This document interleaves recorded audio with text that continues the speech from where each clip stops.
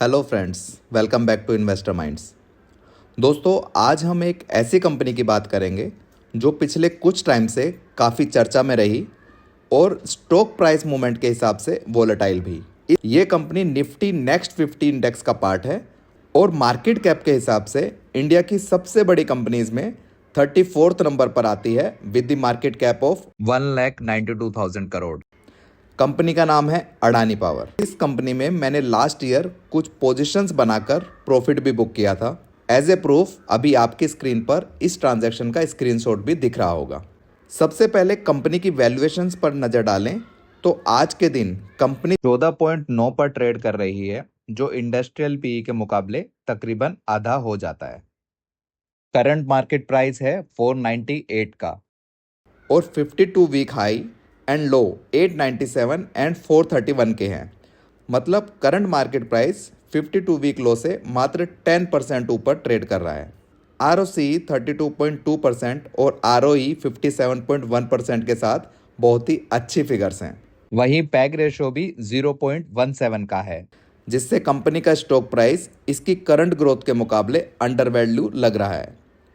Company ने साल 2021 से लगातार अच्छा रेवेन्यू एंड प्रॉफिट कमाया है और वही मूवमेंट इसके स्टॉक प्राइस में भी देखने को मिली है। ये स्टॉक शॉर्ट टर्म में कुछ इन्वेस्टर्स के लिए मल्टीबैगर साबित हुआ है, जहां इसने फरवरी 2023 से जून 2024 तक 500% से ज़्यादा के रिटर्न्स बनाए हैं। अभी ये स्टॉक अपने ऑल टाइम हाई से 50% के आसपास टूटकर 479 पर ट्रेड कर रहा है।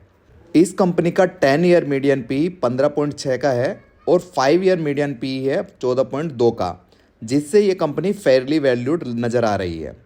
पीयर कंपैरिजन के हिसाब से 10,000 करोड़ से ऊपर मार्केट कैप वाली सभी कंपनीज में अडानी पावर, टाटा पावर और जेपी पावर जैसी कंपनीज वैल्यू फॉर मनी नज़र आ रही है। क्वार्टरली रिजल्ट्स में कंपनी की सेल्स में क्वार्टर ऑन क्वार्टर बेसिस पर 2.5% और ईयर ऑन ईयर बेसिस पर 5% से ऊपर की बढ़त दिखाई है। नेट प्रॉफिट में क्वार्टर ऑन क्वार्टर बेसिस पर लगभग 11% का लॉस और ईयर ऑन ईयर बेसिस पर 7% से ज़्यादा का प्रॉफिट दर्ज कराया है। प्रॉफिट एंड लॉस स्टेटमेंट से पता चलता है कि कंपनी ने फाइनेंशियल ईयर 2023 से फाइनेंशियल ईयर 2024 की सेल्स में 30% और ऑपरेटिंग प्रॉफिट में 80% से ज़्यादा की बढ़त दर्ज कराई थी और ट्रेलिंग 12 मंथ्स बेसिस पर सेल्स में 10% और ऑपरेटिंग प्रॉफिट में 17% के इंक्रीमेंट देखे गए हैं। 3 years, 5 years and 10 years basis पर कंपनी की sales growth and profit growth अच्छी है और वही ग्रोथ इस कंपनी के स्टॉक प्राइस में भी देखने को मिली है। रिटर्न ऑन इक्विटी साल दर साल बेहतर होते नजर आ रहे हैं।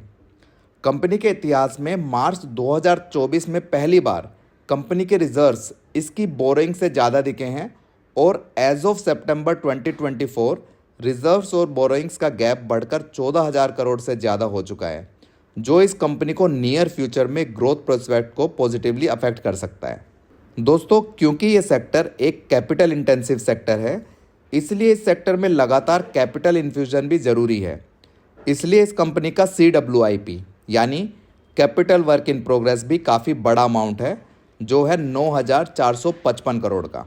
कंपनी एक कैश रिच कंपनी है और एज ऑफ मार्च 2024 14,170 करोड़ का कैश ऑपरेटिंग एक्टिविटीज से जनरेट कर चुकी है।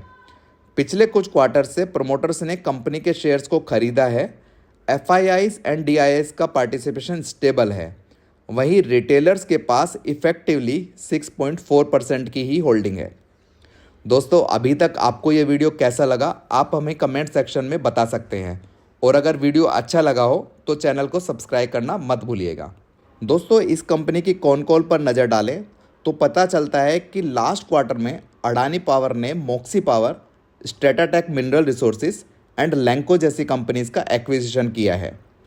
क्योंकि ये एक पावर जनरेशन कंपनी है, इसलिए हमें इसके PLF यानी प्लांट लोड फैक्टर की जानकारी होनी चाहिए। 9 मंथ बेसिस पर अडानी पावर का PLF 69% रहा है, जिससे 69.5 बिलियन यूनिट्स ऑफ इलेक्ट्रिसिटी का जनरेशन किया गया और ये फिगर पिछले साल के मुकाबले 22% बढ़ी है। कंपनी 2030 तक अपनी एग्जिस्टिंग कैपेसिटी, जो तकरीबन 17 गीगावाट की है, को बढ़ाकर 30 गीगावाट तक करने का प्लान कर रही है। बांग्लादेश में पेमेंट से रिलेटेड क्वेश्चंस पर कंपनी के CEO मिस्टर ख्यालिया का कहना है कि पावर परचेज एग्रीमेंट में डिस्प्यूट को लेकर कोई भी ऑफिशियल कम्युनिकेशन नहीं हुआ है और लास्ट 3-4 महीनों से कंपनी के पेंडिंग बिल्स की पेमेंट में इंक्रीमेंट हुआ है। Q3 के सबड्यूड रिजल्ट्स पर मिस्टर ख्यालिया दो फैक्टर्स को रिस्पॉन्सिबल मानते हैं, एक slightly lower temperatures and second lower demand from agriculture industry, जिसकी वजह से पर यूनिट रेवेन्यू भी कम हुआ है।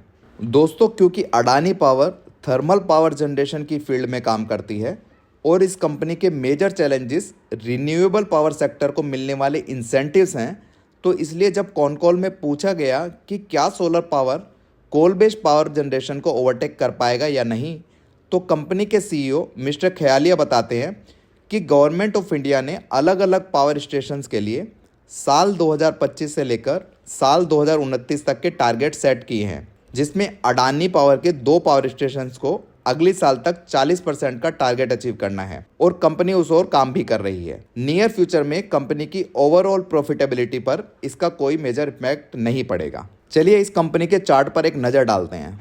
दोस्तों, टेक्निकली इस कंपनी के स्टॉक ने पिछले एक साल में नेगेटिव 14% के रिटर्न्स दिए हैं और अभी अपने ऑल टाइम हाई से 46% डाउन है।